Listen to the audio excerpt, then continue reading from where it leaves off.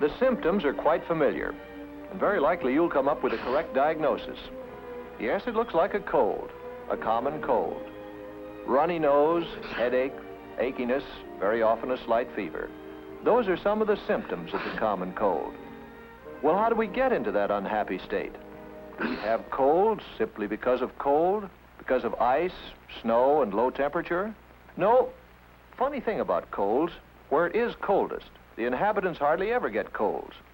Explorers tell us that Eskimos are cold-free, unless they come in contact with visitors from outside their frozen world.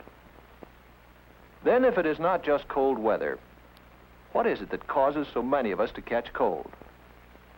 Scientists think that most colds are caused by extremely small microorganisms called viruses. Viruses, and there are many different kinds of them, can be scattered with each particle of saliva and mucus, when one sneezes or coughs, for instance. But do not think for a moment that cold-producing viruses are spread only by sneezing and coughing. If by some magic the tiny particles of saliva and mucus could be made visible as a black smudge, we quickly would realize in how many other ways we are apt to scatter bacteria and viruses all around us. For instance, Jane here has a cold. Look at that smudge. Look at those germs she leaves on the doorknob. And here's Bob's hand picking them up. Bob, his hand now covered with germs picked up from that doorknob, transfers them to a book. Sue, having the bad habit of wetting her finger to turn pages, carries the germs from the book to her mouth, and then passes them along with a pencil to Anne. Anne carries them home and leaves them on the family's dinner table. Yes, even during an ordinary conversation, saliva and mucus particles escape our mouth and easily reach others who inhale them as they breathe. Just remember how breath becomes visible on a cold day. How then, with so many germs surrounding us, can we avoid having colds all the time? Well, fortunately, our body has defenses against this enemy. Normally, we breathe through our nose. The nose, as well as the sinuses, the eustachian tubes, and the throat, are lined with a delicate membrane. If, under a microscope, you look at the lining of the nose, we call it the nasal membrane, you can see that it is covered with tiny moving threads. These are called cilia. They move back and forth like stalks of grain when a wind blows over a field. The cilia are covered with a warm, moist, sticky substance called mucus. The nose usually secretes about a quart of this liquid every 24 hours. This mucus, by warming and moistening the air we breathe in, prepares it for our lungs. The mucus also catches and destroys microorganisms, that is, bacteria and viruses. The movement of the cilia carries the mucus down to the pharynx. Then it is coughed out or swallowed into the stomach, where any remaining microorganisms are destroyed by the digestive juices.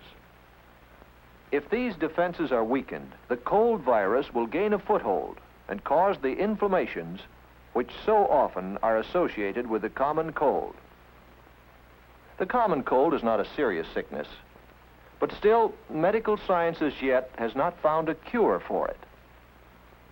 Ah, yes, there are remedies galore, all sorts of medications, which soothe pain and headaches and so bring some relief. However, they do not cure colds. And no matter how convincingly they may be advertised, do not use them without having checked with your doctor. But there is a sound prescription. If you have a cold, don't stay in school, because if you do, you may send others home with your cold.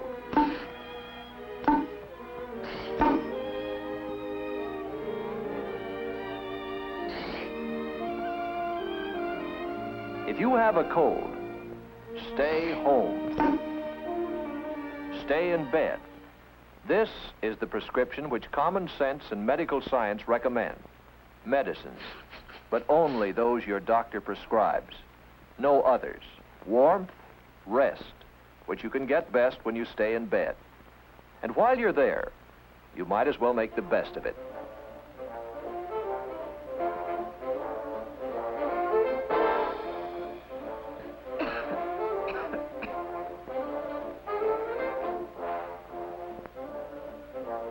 Right. Use tissues instead of handkerchiefs. That way you'll dispose of the germs much better than when you blow them into a handkerchief. However, should you not feel better in a couple of days, or if you keep on having a fever, you should ask your parents to call a doctor.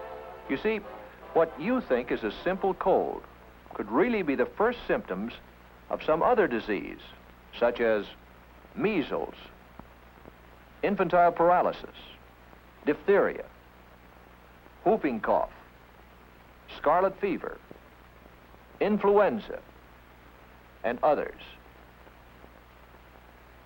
However, even if your illness proves to be only a simple cold, it is still important that you take care of it. A cold which is not treated might very well back up along the mucous membrane and so invade the sinuses, the cavities in the bones of the face and the skull. Or the infection may reach the middle ears when it invades the eustachian tubes, which connect the middle ears with the throat.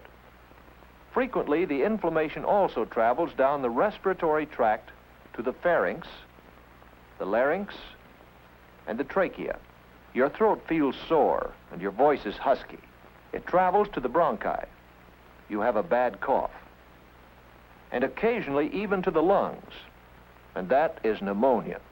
These are painful complications, and they often take a long time to clear up. The best defense against the common cold and all these other diseases is to keep up the body's natural resistance. To do so, you must eat regularly and well-balanced meals. That is, meat, vegetables, fruit, milk, and so on. Get lots of exercise and fresh air, but do not exhaust yourself. In cold weather, you must wear sensible clothing to provide proper warmth to remain healthy.